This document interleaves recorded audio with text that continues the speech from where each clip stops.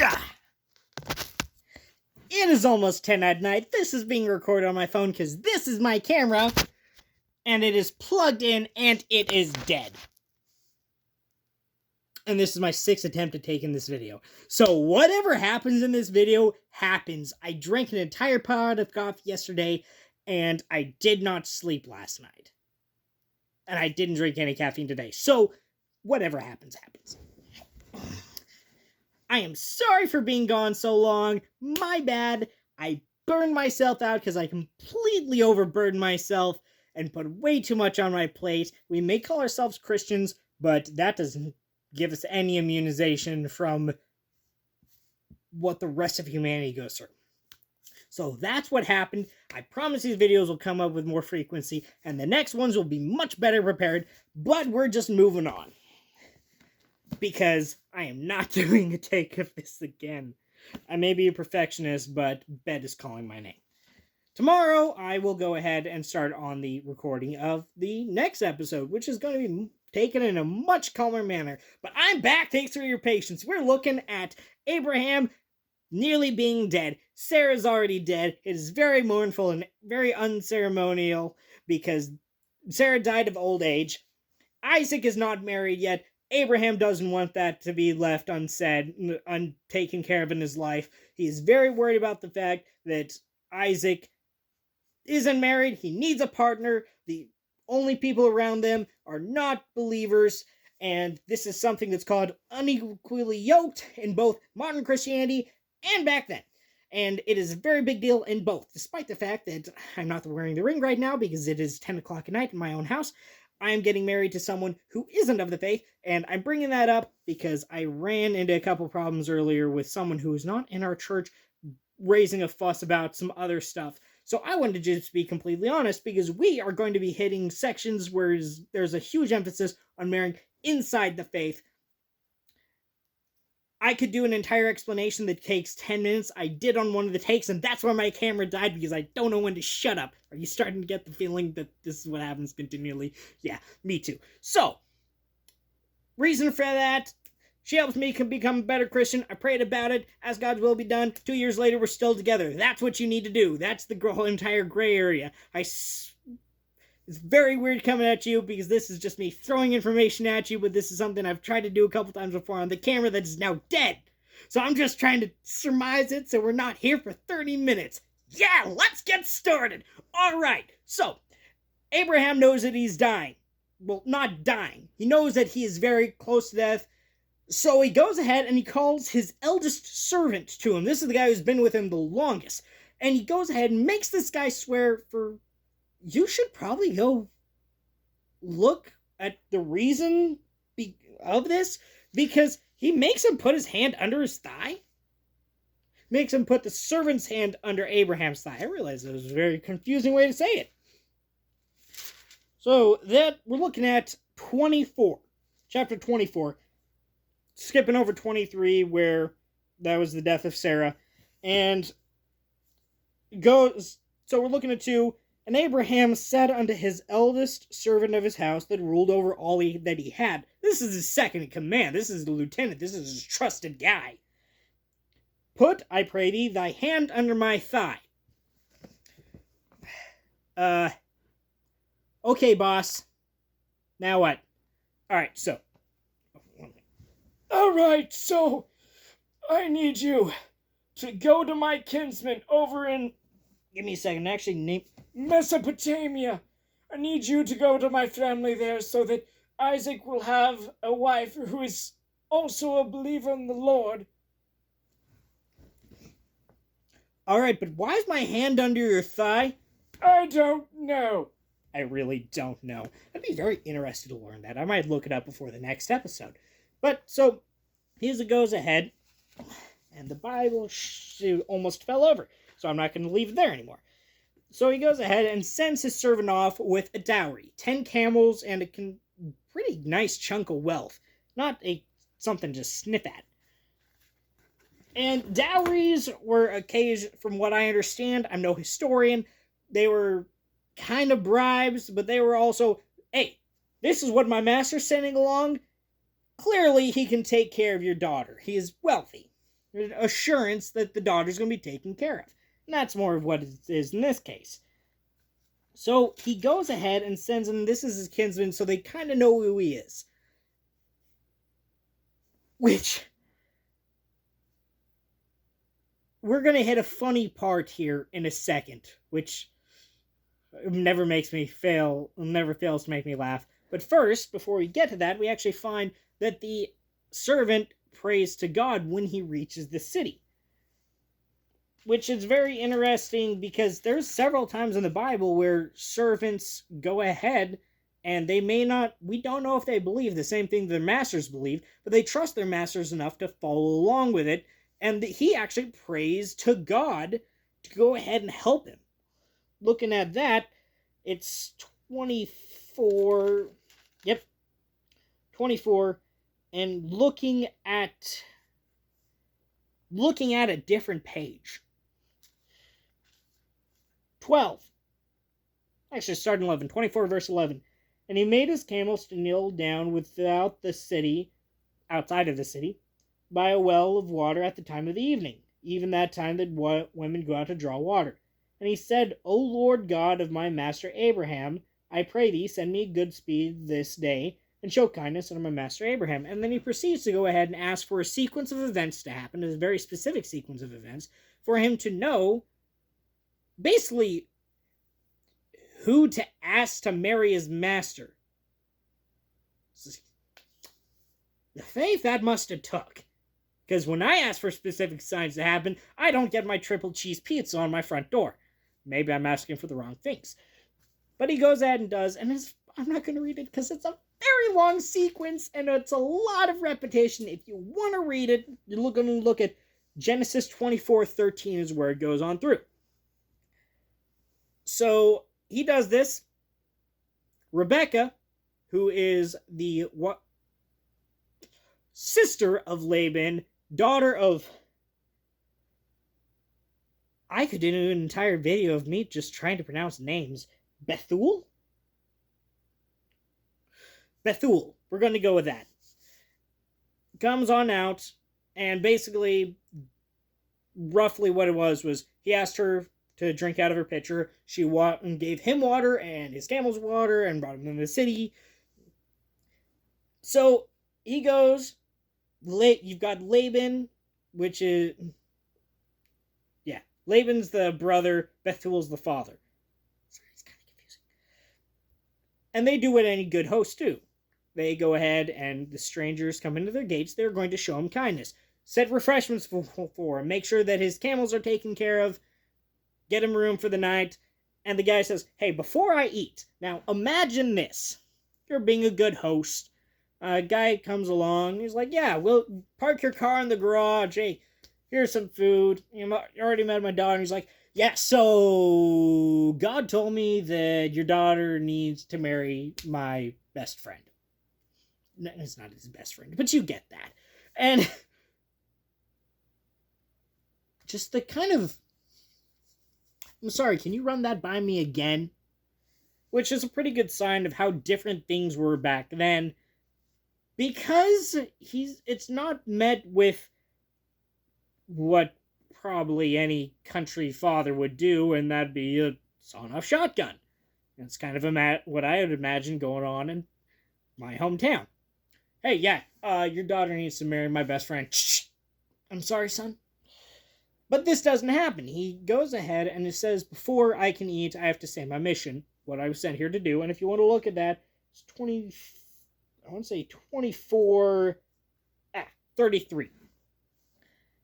And so he's told to continue speaking. And he goes explaining the sequence, explaining the problem, and what he had asked God to happen, and what had happened.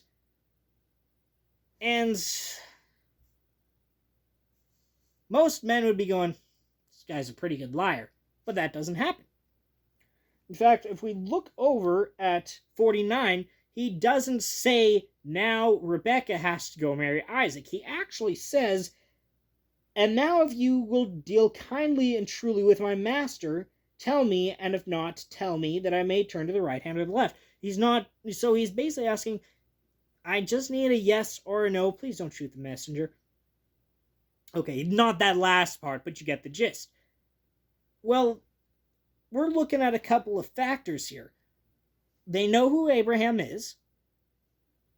He's brought a pretty considerable dowry, although they didn't realize at first that that's what it was. They just thought it was his possessions. And this is a matter that's come from the Lord. And it's going through the Bible, you'll find people in similar situations. One tries to do it themselves. They mess up very badly. One follows the Lord, and they succeed. And a very good example of this that we have passed would be Abraham and Lot. Just go ahead and look at that. Oh, well, if you've been watching this, I guess you have. Sorry. But Bethuel doesn't sound too happy about this. His next verse, then Laban and Bethuel answered and said, the thing proceedeth from the Lord. We cannot speak unto thee bad or good. Behold, Rebekah is before thee. Take her and go, and let her be thy master's son's wife, as the Lord hath spoken. He wasn't, yes, this is amazing! But he at least respected the Lord enough and trusted him enough that he's like, okay. Can't imagine the guy's very happy. This is from God. I can't hit you and I can't shake your hand. It's basically what it boils down to. And this really wasn't that uncommon for higher up weddings. Wealthier families, they will dowries. Notice how I just lost my train of thought. It kind of blew up over their bridge. The dowries were to show that they could be taken care of, and sometimes they were a bribe, from what I understand. But marriages of conveniences, alliances, necessity, these were very common things. So, bad or good, this is history. I don't want ruckus cause because I'm just telling you it. It's not really me to say if it was my place to say if it was good or bad. It simply was. This happened. We're not looking at whether it was morally... Well, wait, we are looking at whether it was morally correct. Now, looking at the two things, this man is not demanding. Looking at it that more... And yeah, it may have been unfair that the father is deciding, yeah, she can marry your master's son. But again, we're looking at the fact that he has been assured that she can be taken care of. This is a matter out of God, and if you don't want to go ahead and bring... Oh, sorry, I just got that machine. If you don't want to look at the fact that it was directed from God, even though that's kind of the entire part of it, all right, let's go ahead and look at what happened following it. Because a father wants to make sure that his daughter's taken care of. This was not a peaceful society. At all. So, someone who has acquired wealth and who's able to keep it, he is good at taking care of his possessions. A father wants to make sure his daughter, because he's not going to be around forever, wants to make sure that she marries into somewhere where she'll be taken care of. He knows this guy, or at least of him, and at least knows and trusts enough that he knows this isn't just marrying her off to some foreign prince. She's going to be taken care of. Like Alabama, we're keeping it mostly in the family, although they're not. There is guidelines in Leviticus on that. I promise we'll get to that. We're not kissing cousins. Okay? That's not what happened here. So he's assured enough that she's going to be taken care of, and most importantly, this is a matter from God. He can't say yes, he can't say no. And if you want to raise a fuss like that, well, let's just go ahead and turn the page. Oh, let's look at 67. And Isaac brought her into his mother Sarah's tent, and took Rebekah, and she became his wife, and he loved her, and Isaac was comforted after his mother's death. So she's comforting him, he loves her, and there is no concubines in their marriage. Now, if we remember correctly, Sarah had a handmaiden, Hagar, that's where that entire kind of little mess happened, who she gave to Abraham to be his concubine. This was something that was very common.